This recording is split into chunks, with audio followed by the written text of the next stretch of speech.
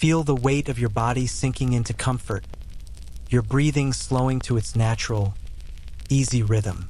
Tonight, we journey into the ancient world, to a time when gods walked among flowering meadows and the earth itself was young. This is a story of change and return, of darkness and light, of a daughter and her mother, and of how the very seasons themselves came to be. Close your eyes and imagine you're resting in a peaceful meadow on a perfect spring day. The grass is soft beneath you, cool and yielding. The air carries the scent of wildflowers, hyacinths and crocuses, violets and narcissus.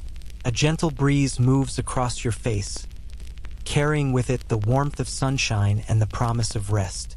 In this place, time moves slowly, like honey dripping from a spoon. You are safe here, you are held here, and as you listen, let the story wash over you like waves upon a shore, each word a gentle tide pulling you deeper into calm.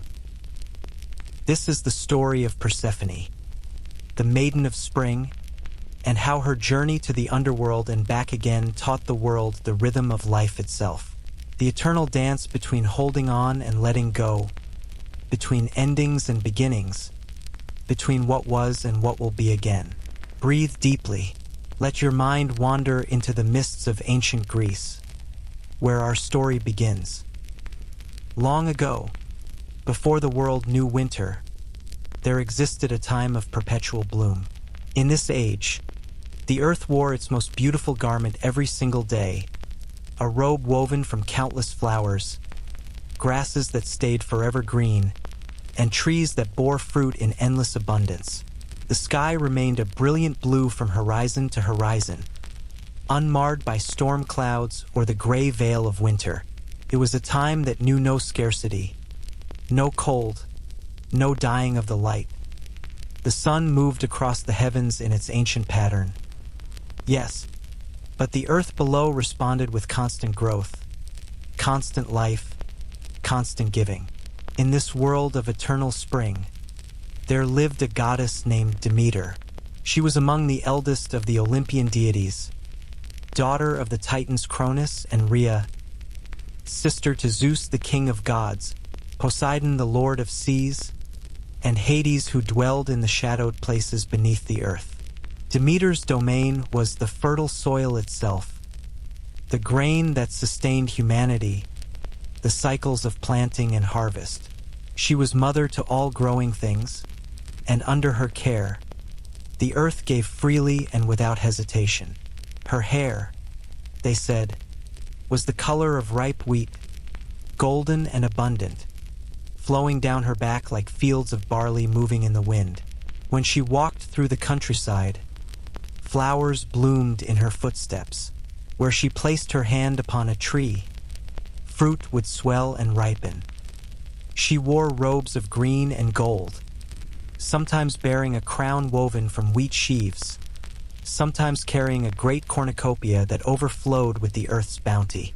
But more than her symbols of abundance, Demeter was known for something else, for the fierce and tender love she bore for her daughter. Persephone was that daughter born of the union between Demeter and Zeus himself. From her first breath, she had been precious beyond measure to her mother. As an infant, Demeter had held her close, whispering promises of protection over her tiny form. As a child, Persephone had played among the flowers while Demeter watched over her with a mother's devoted gaze. And as she grew into maidenhood, Persephone became a vision of springtime beauty itself. Imagine her there, in the eternal bloom of that first age. Persephone moved through the meadows like a dancer, her feet barely seeming to touch the ground. Her skin held the soft glow of dawn light, smooth and unblemished as a flower petal. Her hair fell in dark waves down her back, adorned sometimes with crowns of wildflowers that she and her companions would weave while laughing together in the warm afternoon sun. Her eyes were bright and curious, always seeking out the most beautiful blossom, the most perfectly formed fruit, the loveliest arrangement of colors in a field. She dressed in flowing robes of white and pale pink, fabrics so light they moved with every breath of wind. Around her neck she wore simple adornments, a cord threaded with seeds, perhaps, or a garland of fresh blooms. She needed no wealth of gold or jewels. Her beauty came from the light that seemed to emanate from within her, the joy that bubbled up like a spring and spilled over into laughter. Persephone spent her days in the company of other young goddesses and nymphs, daughters of ocean streams and woodland groves. Together they would roam the hillsides, gathering armfuls of flowers, singing songs that echoed across the valleys, dancing in circles until they collapsed in giggling heaps among the soft grasses. They would wade in clear brooks, their bare feet on smooth stones, the water cool and clean as it flowed past. They would rest in shaded groves when the sun grew warm, telling stories and sharing secrets in hushed voices. But always, Persephone knew her mother watched over her. Demeter's love was like the sun itself, constant, warm, life-giving. It shone upon Persephone without fail, without condition. Demeter had devoted herself to her daughter's happiness and safety with an intensity that perhaps only a mother could understand. She had watched Persephone grow from infant to child to maiden. And with each passing season of that eternal spring, her pride and love had only deepened. Sometimes Demeter would join Persephone and her companions in the meadows, sitting nearby as they played, a gentle smile on her face. She would watch her daughter's joy with a fullness in her heart that felt almost like it might overflow. Other times, she would work in her fields while keeping Persephone within sight, making sure her precious daughter was safe, protected, surrounded by beauty and laughter. The world in those days knew a perfection that would never quite return. Every hillside was a garden. Every valley bloomed with countless flowers. Every tree bowed under the weight of ripe fruit. The grain grew tall and heavy in the fields, and when it was harvested, more grain would spring up immediately to replace it. Humanity lived in a kind of gentle abundance, never knowing hunger, never facing the hard bite of winter's cold or the scarcity that would come to mark the later ages of the world. Demeter moved through this world with purpose and satisfaction, tending to her responsibilities, nurturing the earth, and watching over her daughter. She had known sorrow in her long life. She had been swallowed by her father Cronus as an infant, had fought in the great war between Titans and Olympians, had seen the birth of this new order of gods with all its complexities and conflicts. But in these days of eternal spring, with Persephone laughing in the meadows and the earth blooming under her care, Demeter knew something close to perfect contentment. She did not know, could not have known, that this perfection was as fragile as morning frost, as fleeting as a flower's bloom. She did not know that far below the sunlit meadows, in the deep places of the earth where light never reached, another god had turned his gaze upward and fixed it upon her daughter. Change was coming. The eternal spring would not last forever, and the world was about to learn what it meant to lose something precious, to grieve, to search in darkness, and to discover that even the deepest loss might carry within it the seeds of renewal. The day began like any other in that age of endless bloom. The sun rose in its familiar path, spilling golden light across the hills and valleys of the world. The air was sweet with the fragrance of 1,000 different flowers, each contributing its own unique perfume to the morning. Birds sang in the trees, their melodies weaving together into a symphony of natural joy. It was the kind of morning that invited wandering, that called to young maidens to leave their homes and explore the beauty that surrounded them on every side. Persephone woke early, as she often did, her heart already light with anticipation. She could hear her companions' voices drifting through the morning air, calling to one another as they gathered for another day of play and exploration. She rose from her bed, dressed in a flowing gown of pale silk that moved like water around her form, and went to find her mother. Demeter was already awake, of course, tending to the early morning tasks that came with being goddess of the harvest. But she paused when she saw her daughter, her face softening with that particular smile that mothers reserve for their children. They spoke quietly together, sharing simple words about the beauty of the morning, about plans for the day. Demeter kissed her daughter's forehead, a blessing and a protection, and watched as Persephone joined her friends and disappeared into the landscape of blooming hills. The young maidens made their way to a particular meadow they had discovered, a place where the flowers grew so thickly that you could barely see the ground beneath them. It was located in a valley between gentle hills, sheltered from strong winds, blessed with rich soil and abundant sunshine. Here grew purple crocuses in great clusters, their delicate petals opening to the morning light. Royal blue irises stood tall on their stems, their complex blooms like works of art created by nature's own hand. Hyacinths filled the air with their intense sweetness, their bell-shaped flowers nodding on their stalks.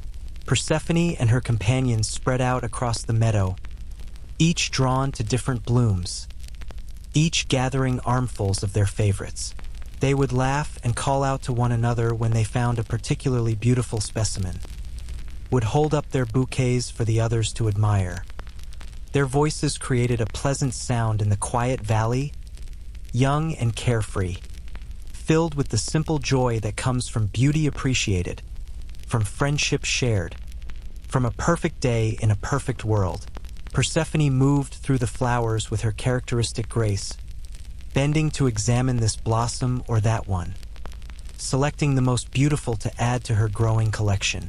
She had already gathered crocuses and irises, hyacinths and roses, wild lilies and delicate windflowers. Her arms were full of color and fragrance, a testament to nature's artistry and her own eye for beauty. And then she saw it, at the far edge of the meadow, growing alone as if it had been placed there specifically for her to find, stood a single narcissus. But this was no ordinary flower. It was unlike any narcissus that had ever bloomed before, more radiant, more perfect, almost glowing with an inner light of its own. Its petals were the purest white, surrounding a center of deep gold, and from it came a fragrance so exquisite that Persephone found herself moving toward it as if in a dream. The flower seemed to call to her, to invite her closer. She had to see it up close, had to touch those perfect petals, had to add this singular bloom to her collection. It would be the crown jewel of her bouquet, the most beautiful flower she had ever found. What Persephone did not know, what she could not have known, was that this flower had been placed there deliberately. Her father Zeus, in consultation with Hades, god of the underworld, had caused this narcissus to grow in this exact spot at this exact time. It was a trap, though one dressed in beauty. It was bait, though offered in the form of the most exquisite bloom. Persephone approached the narcissus with her heart full of innocent delight. She set down her bouquet carefully on the grass beside her.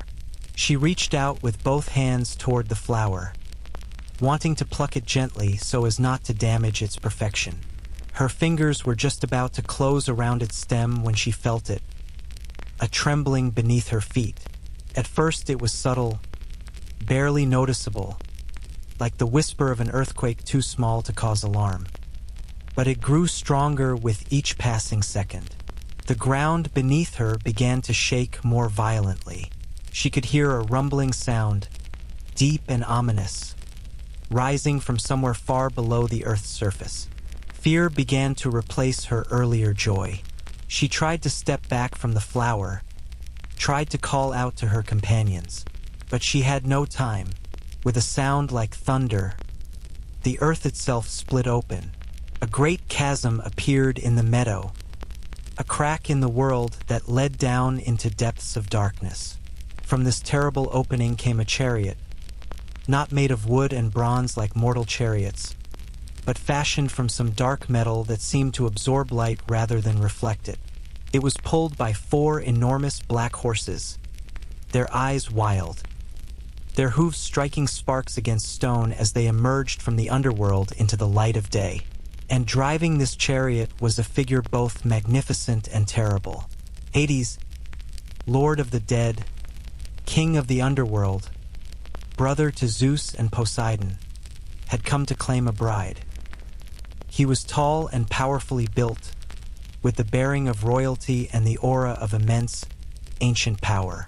His hair was dark as midnight, his beard well kept, his features stern and somehow sad. He wore robes of deep purple and black, and upon his head sat a crown that spoke of his sovereignty over all the realm below. In one hand he held the reins of his fearsome horses. With the other, he reached for Persephone. She tried to run. She tried to scream. But Hades was a god, and his power was absolute. In one swift motion, he swept her up from the meadow floor and into his chariot. She cried out then, her voice piercing the morning air, calling for her mother, calling for her father, calling for anyone who might save her. Her companions heard her and turned, but they could only watch in frozen horror as the chariot wheeled around and plunged back into the dark chasm from which it had come. Persephone's last glimpse of the upper world was of blue sky and green grass and scattered flowers. The bouquet she had been gathering, abandoned now on the meadow floor. Then darkness swallowed everything. The earth closed above her with a sound like a great door slamming shut, and she was gone, carried down into the depths by the god of the dead, disappearing from the light as completely as if she had never existed at all. In the meadow above, the narcissus still stood, perfect and pristine, its purpose served. Persephone's companions stood in shocked silence, their own bouquets falling forgotten from their hands. And somewhere, though she did not yet know why, Demeter felt a sudden coldness in her heart, a shadow passing over the sun, a wrongness in the world that made her breath catch in her throat. The age of eternal spring had ended, though the consequences of that ending would take time to unfold. The world had changed in the space of a few heartbeats, and nothing would ever be quite the same again. The moment Persephone vanished into the earth, Demeter felt it, though she was some distance away, though she had not witnessed the abduction with her own eyes. A mother knows when her child is in danger. A mother feels such things in her very bones, in the core of her being, in that mysterious connection that binds parent to child across any distance. Demeter's hands, which had been working in the grain fields, suddenly stilled. The warmth that usually filled her heart turned cold. A pain sharper than any sword pierced through her chest, and she gasped aloud, clutching at her breast as if something vital had been torn from her. She knew, with a certainty that transcended reason, that something terrible had happened to Persephone. She dropped everything and began to run. She ran across fields and through forests, calling her daughter's name. Persephone! Persephone!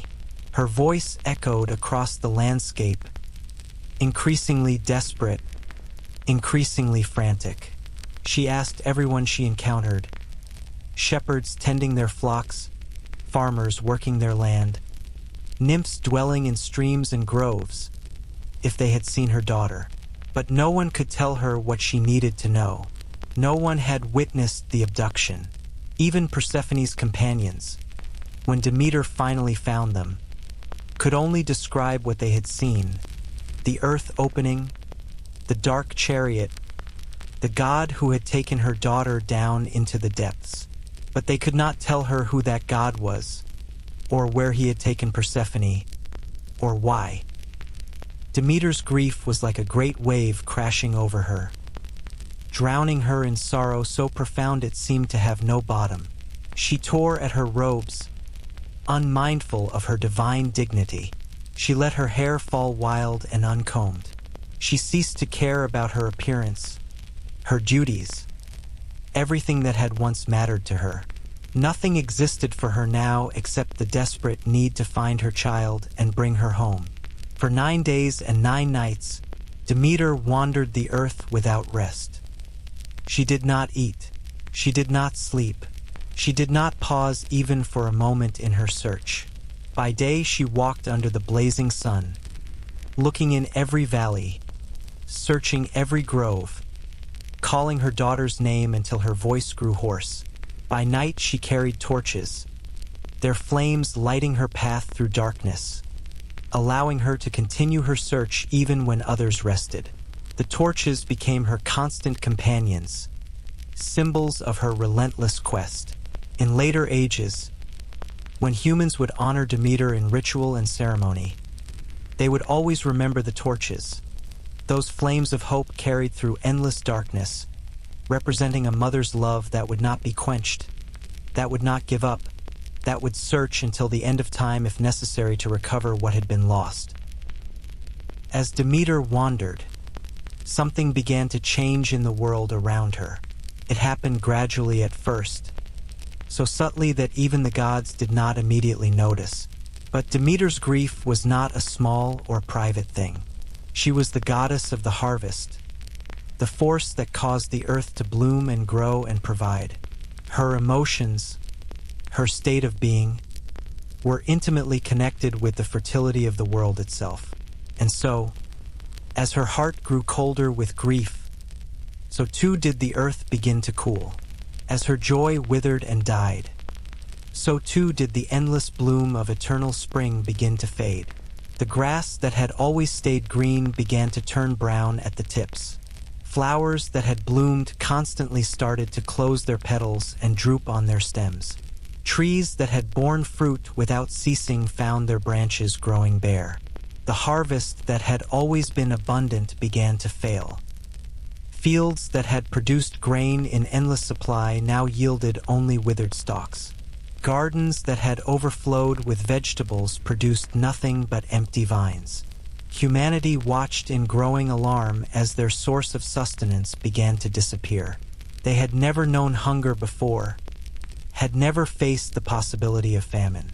But now they began to understand what it meant to lack, to need, to watch their stores dwindling with no new harvest to replenish them. They prayed to Demeter, offering sacrifices, begging her to bless the earth once more. But Demeter did not hear their prayers. She was too lost in her own grief, too consumed by her search for Persephone to attend to anything else. On the 10th day of her wandering, exhausted beyond measure, Demeter came to a place called Eleusis, a small town in Attica not far from Athens. She arrived at a well where the local women came to draw water, and there she sat, disguised as an old woman, her divine beauty hidden beneath the guise of mortal age and weariness. The daughters of the king of Eleusis found her there and took pity on her. They saw only an elderly woman, tired and sad, in need of shelter and care. They brought her to their mother, the queen, who offered Demeter hospitality in the palace. The goddess, grateful for this kindness in the midst of her sorrow, accepted their offer. She became nursemaid to the queen's infant son, caring for the child with tenderness even while her own heart ached for her lost daughter. In her gratitude for their compassion, Demeter tried to give the child a gift, the gift of immortality. Each night, in secret, she would place the infant in the hearth fire, burning away his mortal parts, planning to make him a god. But one night the queen discovered what she was doing and screamed in terror, not understanding that Demeter was actually protecting the child through divine means. Angered by the interruption and saddened by the queen's lack of understanding, Demeter revealed her true form. The disguise of age fell away, and she stood before them in all her divine radiance, tall and powerful, glowing with an inner light, unmistakably a goddess. The royal family fell to their knees in awe and fear. Demeter told them who she was and commanded them to build her a temple in Eleusis, a sacred place where she could dwell while she mourned her daughter. The king and his family immediately agreed, and construction began on what would become one of the most important temples in all of Greece. When it was completed, Demeter retired into it, shutting herself away from the world, allowing her grief to consume her completely. And still the earth continued to wither. Still the harvests failed. Still humanity's cries for help went unanswered. It was during this time that Demeter finally learned the truth. The goddess Hecate, who dwelt in liminal spaces and saw what others could not see, came to Demeter with news. Hecate had heard a cry, she said, the sound of a maiden calling out in distress. Together, Demeter and Hecate went to Helios, the sun god, who saw all things from his position crossing the sky each day. Surely Helios would know what had happened to Persephone. And Helios, taking pity on Demeter's anguish, told her the truth. It was Hades, he said, who had taken Persephone. The lord of the underworld had abducted her with Zeus's permission, had carried her down to his realm to make her his queen. Persephone now dwelt in the land of the dead, far beneath the earth's surface, beyond the reach of sunlight and growing things. When Demeter heard this, her grief transformed into rage. Her own brother, the king of gods himself, had conspired to take her daughter from her, had given his approval to this abduction without consulting her, without caring about a mother's love or a daughter's freedom. The betrayal was almost more than she could bear. But beneath the rage, beneath the grief, Demeter made a decision. If Zeus cared so little for her suffering, if he thought he could take her daughter without consequence, then he would learn what it truly meant to lose something precious. She would not relent. She would not restore the earth's fertility. She would let the world wither and die until her daughter was returned to her. The great fields that had once fed humanity lay barren and still. The orchards bore no fruit. The gardens produced nothing. Famine spread across the land like a shadow, and mortals began to die. The gods, watching from Olympus, grew concerned. If humanity perished entirely, who would offer them sacrifices? Who would remember them and honor them? Who would prove the worth of the gods' own existence? Zeus, finally understanding the severity of the situation, knew he had to act. But Demeter would not be moved by his commands or his pleas. She had only one demand, repeated again and again: return my daughter to me, and I will restore the earth. Keep her prisoner in the underworld, and let all the world starve. The eternal spring had ended. Winter, real winter, with its cold and death and scarcity, had come to the world for the first time, and it would not lift until Persephone came home. While Demeter grieved above, Persephone found herself in a place unlike any she had ever known. The underworld into which Hades had brought her was not a place of torture or screaming or the dramatic punishments that some might imagine. Instead, it was a realm of silence, of shadows, of endless twilight that never deepened into true night and never brightened into day. The journey down had been terrifying. Persephone had clung to the chariot's rail, her knuckles white with fear, as the black horses plunged through tunnels of stone and passages that twisted through the earth's depths. She had caught glimpses of underground rivers flowing through caverns larger than any mortal structure, of vast chambers carved from living rock, of spaces that seemed to stretch on forever into darkness.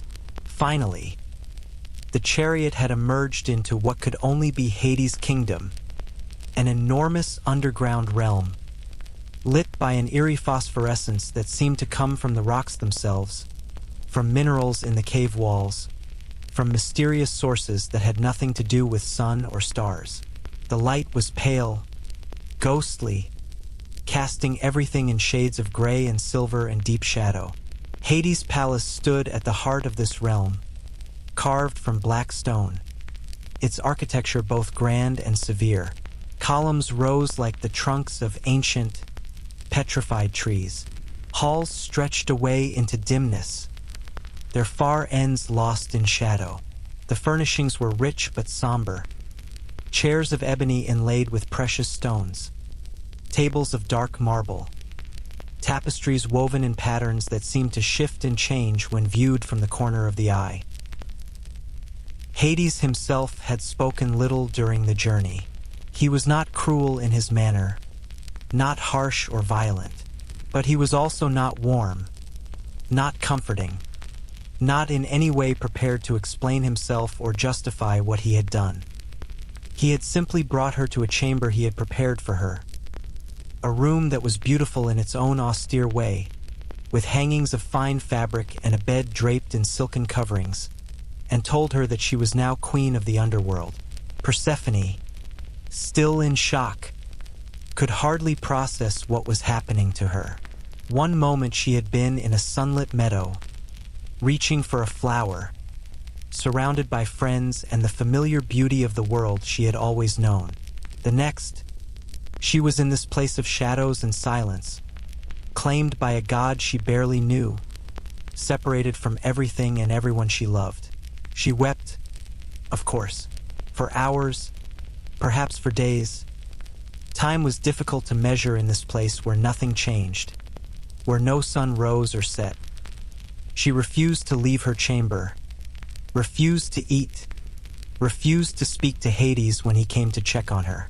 She wanted only one thing: to go home, to return to her mother, to escape this prison of shadow and stone.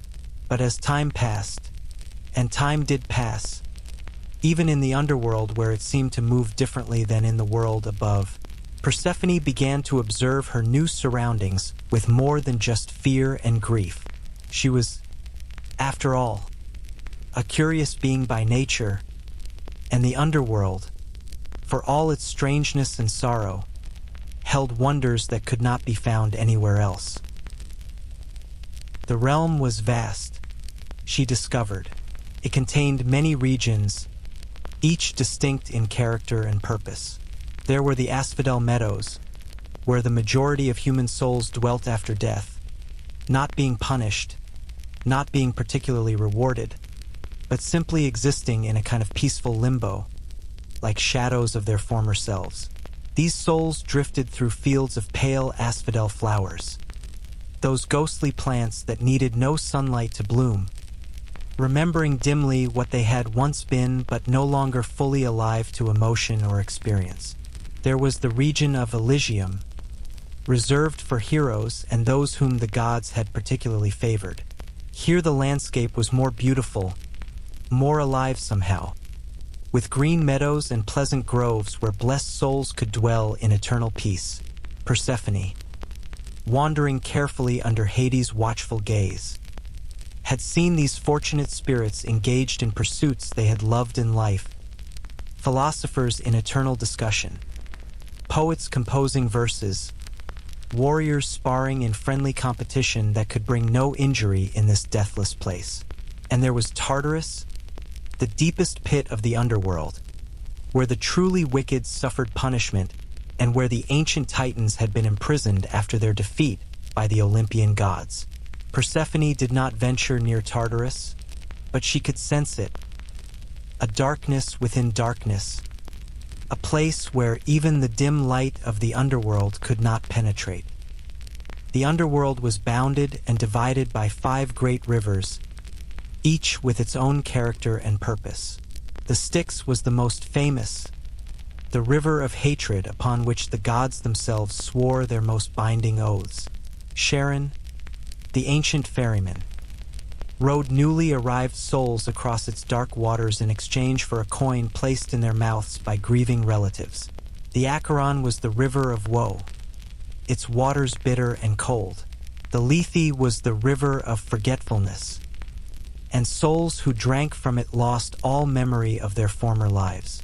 The Phlegethon flowed with fire instead of water, and the Cocytus was the river of lamentation, where the sounds of mourning echoed eternally along its banks. Persephone learned that Hades himself was not the cruel demon that some believed him to be. He was stern, yes, and often remote, but he was not unjust. His judgments were fair, his governance of the dead methodical and precise. He showed no favoritism, no cruelty. When mortals died, they came to his realm, and he received them all equally. Kings and beggars, heroes and cowards, the good and the wicked, each found their appropriate place in his kingdom according to how they had lived. Hades had few companions in his eternal work. There was Cerberus, the three-headed dog who guarded the entrance to the underworld, preventing the living from entering uninvited and the dead from leaving. Despite his fearsome appearance, Cerberus was loyal and, in his own way, affectionate to those he knew. There were the judges of the dead, who weighed mortal lives and determined their fates. There were various minor deities and spirits who served specific functions in the operation of this vast realm. But Hades himself was alone. He had no queen, no companion, no one with whom to share the enormous burden of his responsibility. And it was this, Persephone began to understand, that had driven him to take her. Not merely desire, though he did desire her beauty and grace. Not merely power, though claiming a bride certainly demonstrated his authority. But loneliness, the deep, aching loneliness of an immortal being who would spend eternity in the realm of the dead with no one to truly understand him, no one to share his burden, no one to bring light into the shadows of his existence. This understanding did not make Persephone forgive the abduction. It did not erase her grief or her longing for home, but it complicated her feelings, adding layers of complexity to what had at first seemed simple: captor and captive, villain and victim. She began to see Hades not as a monster, but as a being as trapped as she was, bound by his fate to rule a kingdom that no one else wanted, to dwell in darkness while his brothers claimed the bright sky and the vast oceans, to be feared and avoided even by his own family. As she wandered the palace halls and explored the strange landscape of the underworld, Persephone discovered that she had power here. The souls who encountered her were drawn to her light, her warmth, the vitality that she carried even into this deathly place. Where she walked, the shadows seemed less oppressive. When she spoke to the souls, they remembered more clearly what it had been to live. Her presence brought something new to the underworld. Not life, exactly, but a reminder of life, a bridge between the world of sunlight and the world of shadow. But even as she began to find her place in this strange realm, even as she started to understand Hades and her own unexpected power here, Persephone never stopped missing her mother. She never stopped longing for the warmth of the sun, the beauty of growing things, the laughter of her friends. The underworld might be grand and vast and full of its own dark majesty, but it was not her home, and she wanted desperately to go back. Time in the underworld moved strangely, and Persephone could not have said how long she had been there when Hades came to her chamber one day with something in his hand. She had been sitting by the window, though it opened not onto sky but onto the caverns of his realm, looking out at the gray landscape and thinking of the green meadows she had left behind. Hades entered quietly, with the courtesy he had always shown her despite the violence of her arrival. He held a pomegranate, the fruit's skin a deep red that seemed almost to glow in the dim light of the underworld. He offered it to her without a word, simply extending his hand in a gesture that seemed both an offering and a plea. Persephone stared at the fruit. She had not eaten since her arrival in the underworld. Some instinct had warned her not to consume anything grown in this place, some half-remembered piece of divine wisdom about the laws that governed the realm of the dead. She knew, though she could not have said how, that eating the food of the underworld would bind her to it in some fundamental way. But she was so hungry, and the pomegranate was so beautiful. Its skin was smooth and perfect, and when Hades split it open to show her the seeds within, they gleamed like rubies, each one a tiny jewel filled with crimson juice. The fruit seemed to embody life itself, that deep red, the color of blood and vitality and the hidden heart of things. "Please," Hades said quietly. It was perhaps the first time she had heard him ask for anything rather than command it. "You have eaten nothing for so long, just a few seeds, just enough to take the edge from your hunger." Persephone looked from the fruit to his face and saw something there she had not seen before. Genuine concern, even tenderness. He was worried about her. She realized this stern god of the dead was actually worried that she was harming herself with her fast. What happened next would be debated for ages afterward. In some versions of the story, Hades tricked her, secretly placing the seeds in her mouth when she was not paying attention, forcing her to swallow against her will. In others, she ate them knowingly, making a choice to bind herself to the underworld, to this god, to this strange existence. In still others, she ate them in a moment of simple human weakness, driven by hunger and the beauty of the fruit, without fully understanding the consequences. Whatever the truth, and perhaps Persephone herself could never quite say with certainty what motivated her in that moment, she took the pomegranate from Hades' hand. She selected several seeds from within its halved flesh. She placed them in her mouth, one by one, feeling their cool smoothness against her tongue. She bit down, and her mouth flooded with their sweet tart juice, the taste of them like nothing she had ever experienced. She swallowed 6 seeds, just 6 out of the hundreds that filled the fruit. Such a small number, such a tiny portion, but enough, more than enough. The moment they passed down her throat, she felt something change. It was not a dramatic transformation, not a visible shift in her appearance or surroundings, but something deep within her understood that she had crossed a threshold from which there could be no easy return. She had consumed the food of the underworld. She had taken its essence into herself, and by the ancient laws that governed the cosmos, she now belonged to this place in a way she had not before. Hades saw the realization cross her face, and his expression was complex, satisfaction. Yes, but also something like regret. He had wanted her to eat, had needed her to be bound to his realm. But he was not cruel enough to take pleasure in her distress when she understood what she had done. The pomegranate, that fruit of the underworld, would become forever associated with Persephone's story. In later ages, people would look at its numerous seeds packed tightly together within the fruit's chambers and see in them a symbol of the souls crowded into Hades' realm. They would note its deep red color and connect it to the blood-red darkness of the world below. They would observe that pomegranates ripened in late autumn, just as Persephone would descend to the underworld in the later telling of her tale. But the pomegranate was also a symbol of fertility, of abundance, of life bursting forth in countless seeds from a single fruit. It was given as a wedding gift in many ancient cultures, representing the hope for many children, for family, for the continuity of life.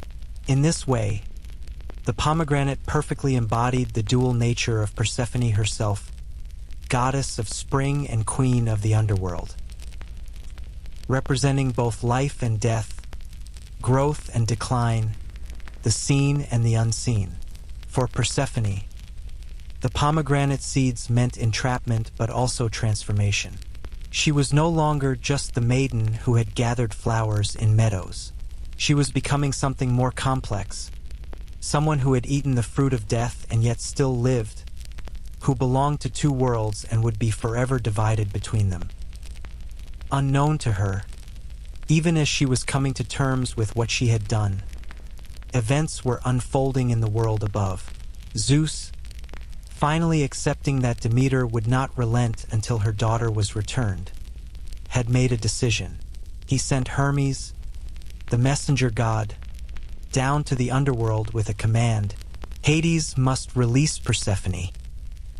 On Mount Olympus, Zeus sat upon his throne and watched the world below with growing concern. What had begun as a simple arrangement, giving his daughter to his brother to be queen of the underworld, had spiraled into a crisis that threatened the very order of creation. The earth lay barren and dying. Humanity, that source of worship and sacrifice so important to the gods' power, was starving. And Demeter, his sister, remained adamant in her grief and rage, refusing all entreaties to restore the world's fertility. Zeus had not expected this. He had thought Demeter would mourn, certainly, but that eventually she would accept what had happened and resume her duties. He had underestimated the depth of a mother's love, the strength of Demeter's will. Now he found himself in an impossible position, caught between his word given to Hades and the very real possibility that Demeter's grief would destroy the world. The other gods had come to him, one by one, pleading with him to intervene. Humanity's prayers had become desperate cries for help. The smoke of sacrifices no longer rose to Olympus because there was nothing left to sacrifice. Even the gods themselves were beginning to feel the consequences of Demeter's withdrawal from the world. Finally, Zeus made his decision. He summoned Hermes, the swift-footed messenger of the gods, the one deity who could travel freely between the upper world, Olympus, and the underworld below. Hermes appeared before his father's throne, his winged sandals ready for flight, his caduceus in hand. "Go to the underworld," Zeus commanded. "Tell Hades that he must release Persephone.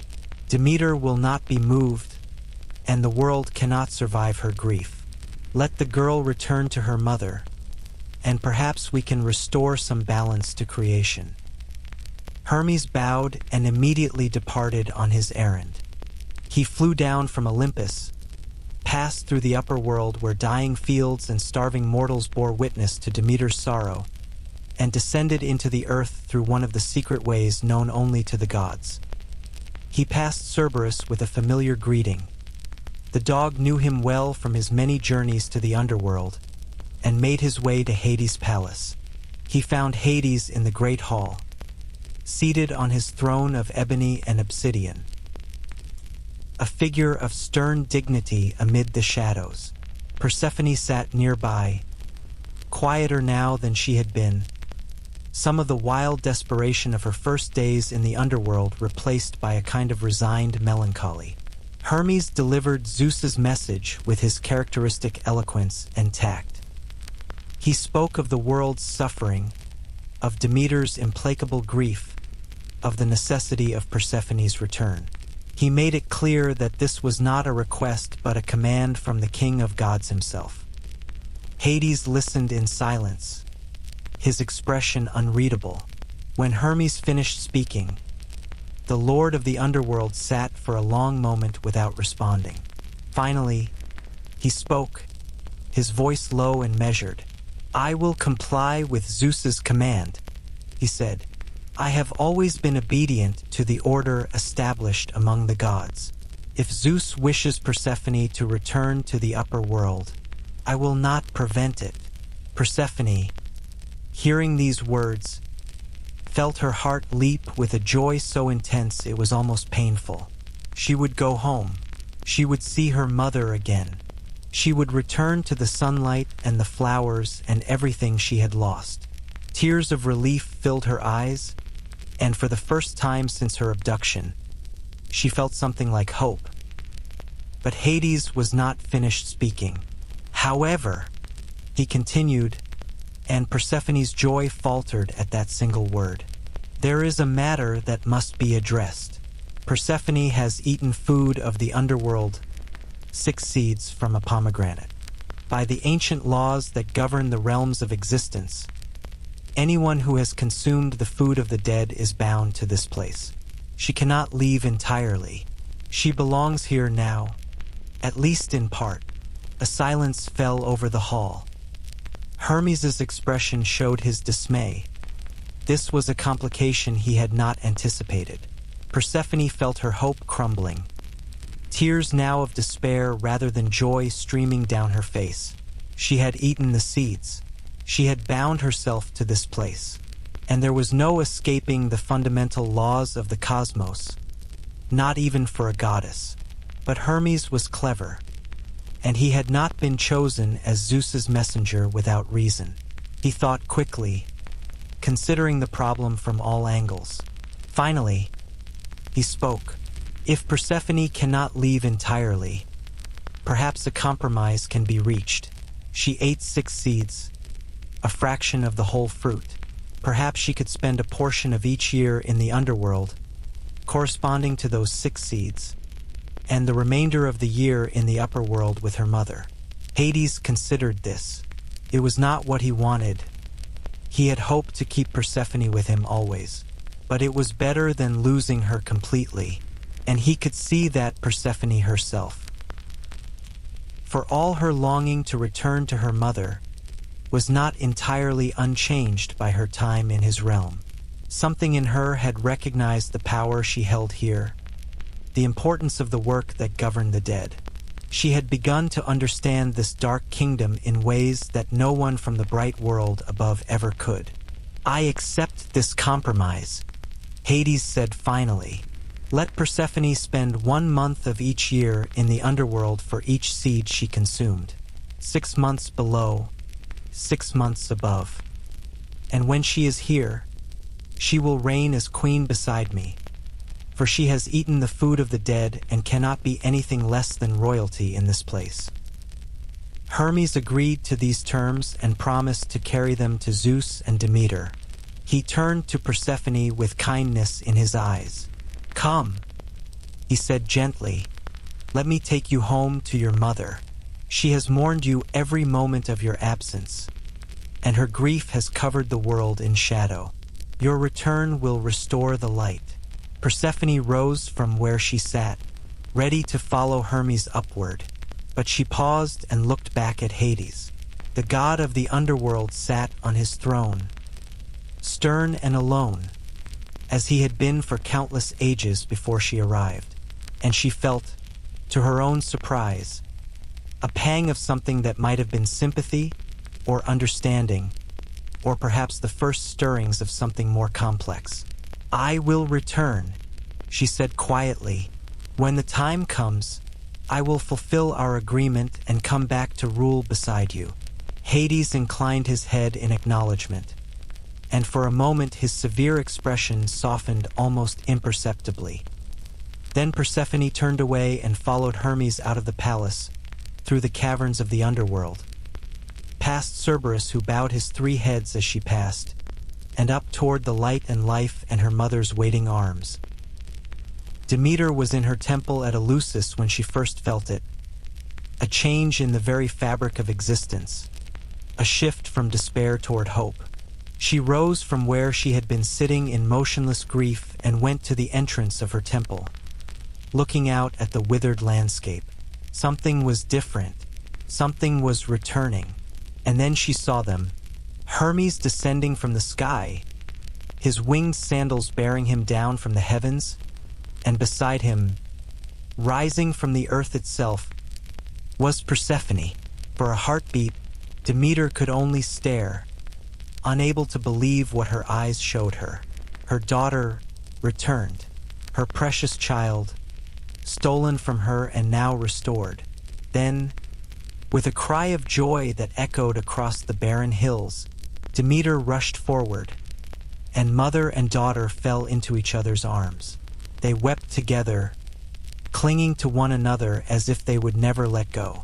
Demeter covered Persephone's face with kisses, touched her hair, her hands, her shoulders, as if reassuring herself that this was real, that her daughter was truly here. Persephone buried her face in her mother's shoulder and sobbed, for the joy of reunion, for the grief of separation, for all that had happened and all that would yet come. When they could finally speak, they poured out their stories.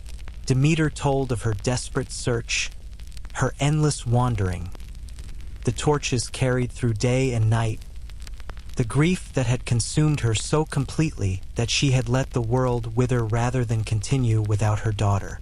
Persephone told of her abduction, her terror, her time in the underworld, the strange beauty and terrible solemnity of that realm. And then Persephone had to tell her mother the hardest part, that she had eaten the pomegranate seeds, that she was bound to return to the underworld for 6 months of every year, that their reunion, as sweet as it was, could not be permanent. Demeter's joy turned to anguish when she heard this, to have her daughter back only to know she must lose her again, over and over, for all eternity.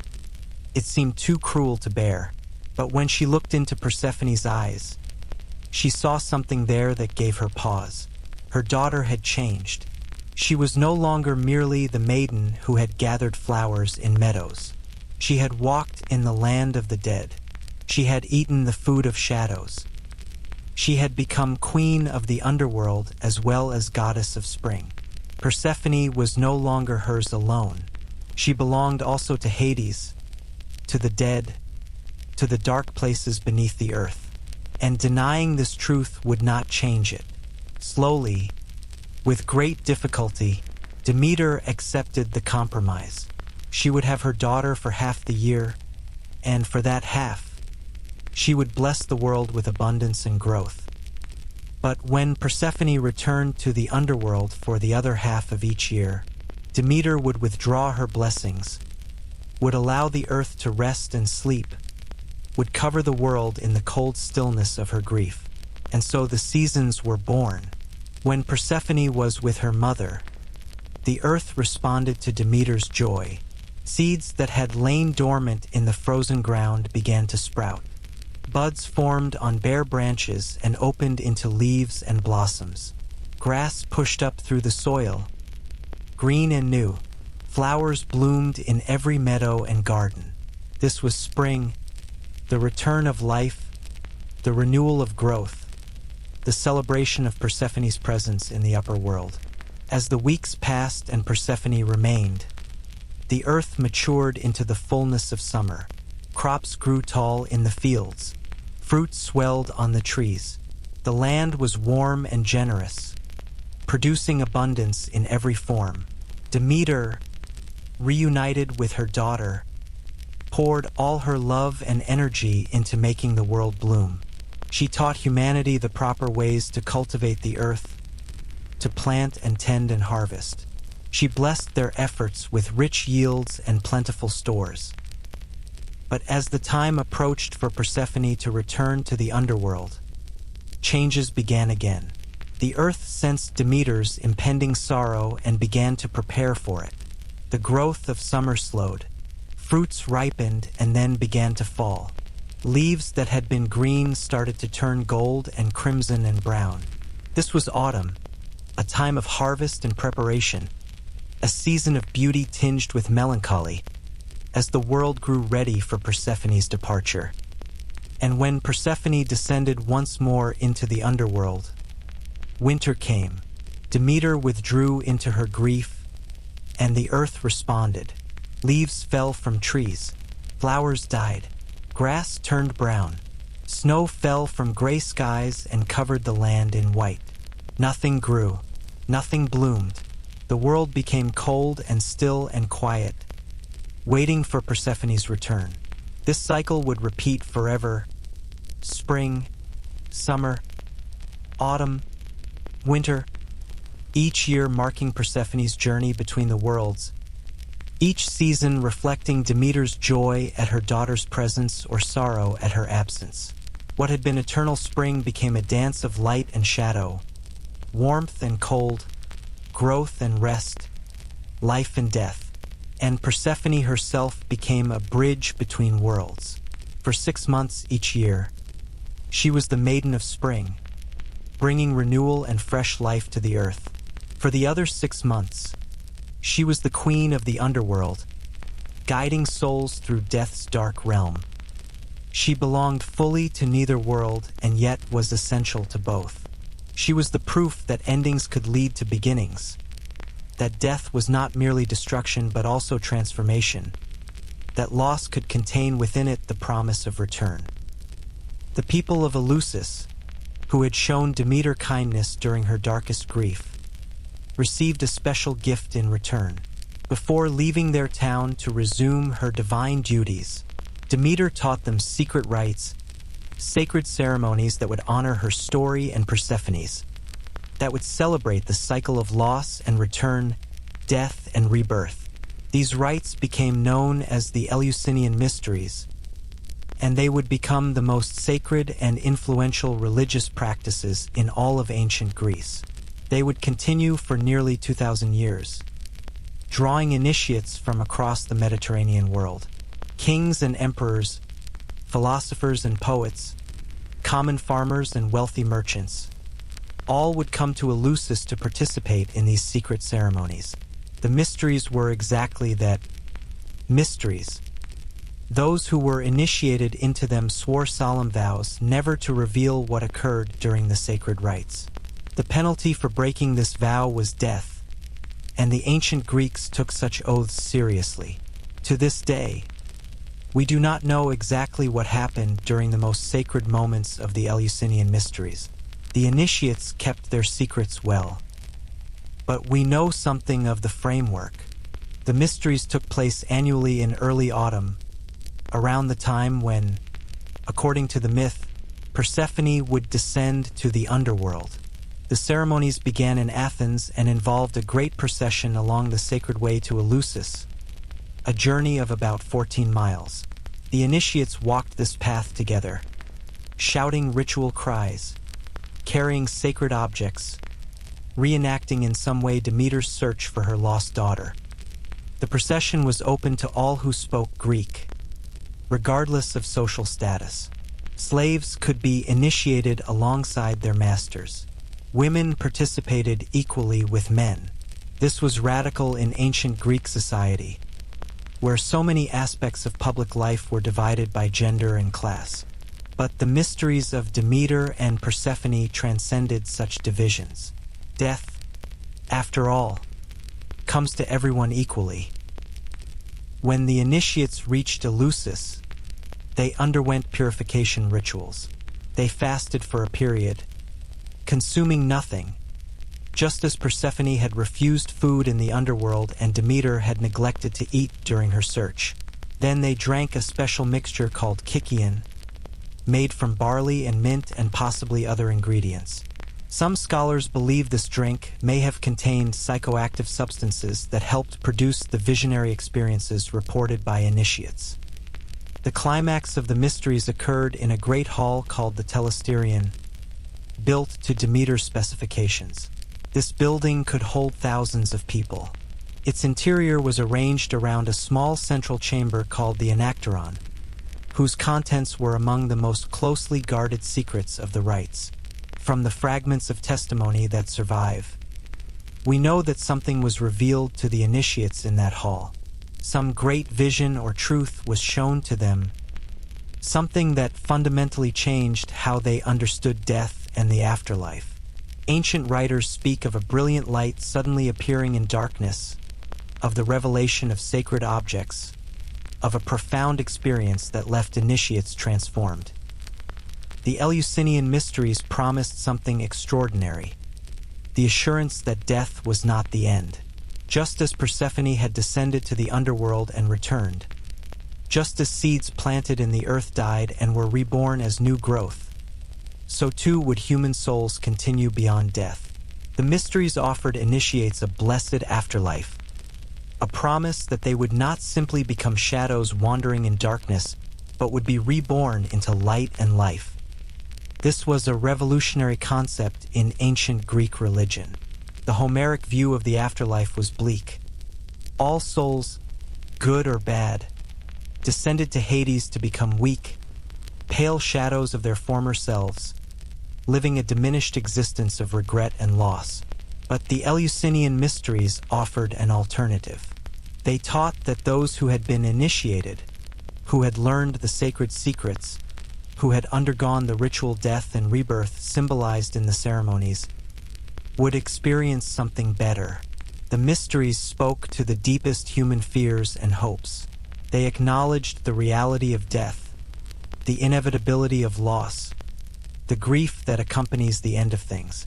But they also proclaimed that endings contain beginnings, that life emerges from death, that what seems lost can return. This message, embodied in the story of Demeter and Persephone, resonated with people across centuries and cultures. Those who underwent initiation at Eleusis spoke of it as the most important experience of their lives. The poet and general Sophocles said that those who had seen the rites would have a blessed existence after death, while all others would find only suffering. The philosopher Plato wrote of the mysteries with reverence, suggesting that they revealed truths about the soul's immortality. Even the Roman Emperor Marcus Aurelius, that most rational of Stoics, participated in the ceremonies.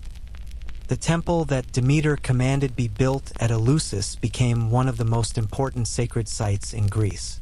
It was destroyed and rebuilt multiple times over the centuries, burned by the Persians, damaged in wars, expanded and renovated by various rulers who sought to honor the goddesses.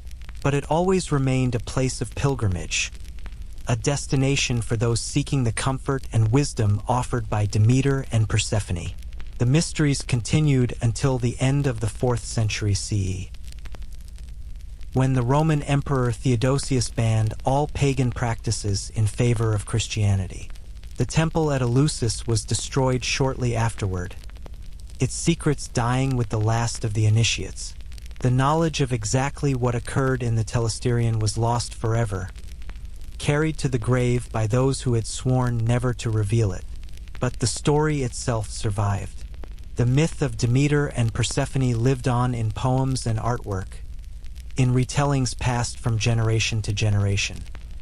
The comfort it offered, the promise that loss is not final, that love endures even through separation, that life continues in endless cycles of death and renewal, remained powerful long after the formal mysteries ceased. And so the story comes full circle, as all stories of cycles must. Persephone continues her eternal journey, 6 months in the bright world above, 6 months in the shadowed realm below. Each year she descends, and winter comes to the world. Each year she returns, and spring blooms once more. This pattern has repeated since ancient times and will continue as long as the earth endures. The myth speaks to us across the millennia because it addresses truths that do not change. We all experience loss. We all know separation from those we love. We all face the reality of death, both our own and that of others. The story of Demeter and Persephone acknowledges these painful realities, but does not stop there. It insists that loss is not the end of the story. Demeter's grief was real and powerful. She did not deny it, did not minimize it, did not simply accept what had happened to her daughter. She mourned fully and completely, and her sorrow transformed the world. This teaches us that grief is not weakness but a testament to love's depth. It is right to mourn what we have lost. It is proper to let our hearts break when we are separated from what we cherish. But Demeter's story also teaches us that grief, however powerful, need not be permanent. She learned to accept that Persephone could not remain with her always, that her daughter belonged to 2 worlds and 2 roles. She learned to find joy in the time they had together while understanding that separation would come again. This is the lesson of the seasons themselves, that we must learn to let go, to allow changes, to accept that nothing stays the same forever. Persephone's journey shows us the possibility of transformation through difficulty. She went into the underworld as a terrified maiden and emerged as a queen. Her experience in the darkness changed her, gave her knowledge and power she could not have gained in the eternal spring of her youth. She became more than she had been, not despite her ordeal, but, in some way, because of it. The pomegranate seeds that bound Persephone to the underworld can be seen as a symbol of choices made, of commitments entered into, of moments that change our lives irrevocably. Once we have eaten those seeds, once we have crossed certain thresholds or made certain decisions, we cannot return to exactly what we were before. We are changed. We are bound. But being bound to something can also mean belonging to it, having a place in it, being essential to it. Persephone's binding to the underworld made her its queen, gave her power and purpose, made her a bridge between life and death. Hades, in this reading, represents not evil but inevitability. Death will come. We cannot escape it, cannot run from it, cannot deny it. But we can learn to see it not as a monster but as a natural part of existence, as necessary as sleep, as neutral as stone.